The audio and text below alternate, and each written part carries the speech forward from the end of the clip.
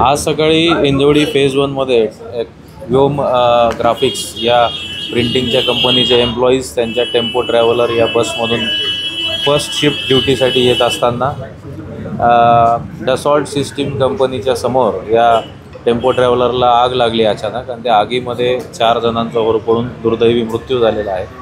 त्याचप्रमाणे 6 जे त्यामधले कंपनीचे एम्प्लॉईज होते हे रुबी हॉल क्लिनिक हिंजवडीमध्ये ICUमध्ये ट्रीटमेंट घेत आहेत। इतर जे आहेत ते सुदैवाने वाचलेले आहेत आणि त्यांची प्रकृती स्थिर आहे। यामध्ये टेम्पो ट्रॅव्हलरचा ड्रायव्हर हा देखील इंज्युअर्ड आहे आणि ओरिएंटेड नाही, अनकॉन्शियस आहे, जो की अंडर ट्रीटमेंट आहे।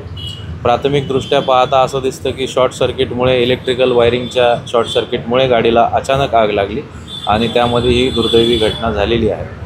या अनुषंगाने तपास सुरू आहे आणि फॉरेन्सिक टीम बोलवलेली आहे। तसेच RTO यांना पाचारण केलं जेणेकरून वाहनाची तपासणी होऊन योग्य तो निष्कर्ष काढता येईल। एकूण किती जे कंपनीचे जे एम्प्लॉईज होते या गाडीमध्ये होते ज्यावेळेला घटना घडली? या टेम्पो ट्रॅव्हलरमध्ये 15 लोक होते, ड्रायव्हर आणि 14 लोक होते आत्तापर्यंतच्या माहितीवरून दिसून येते आणि त्यामध्ये एक लेडी होती आणि इतर सगळे मेल एम्प्लॉईज होते। मृतांचा आकडा काय आहे? सध्या मृतांचा आकडा 4 आहे।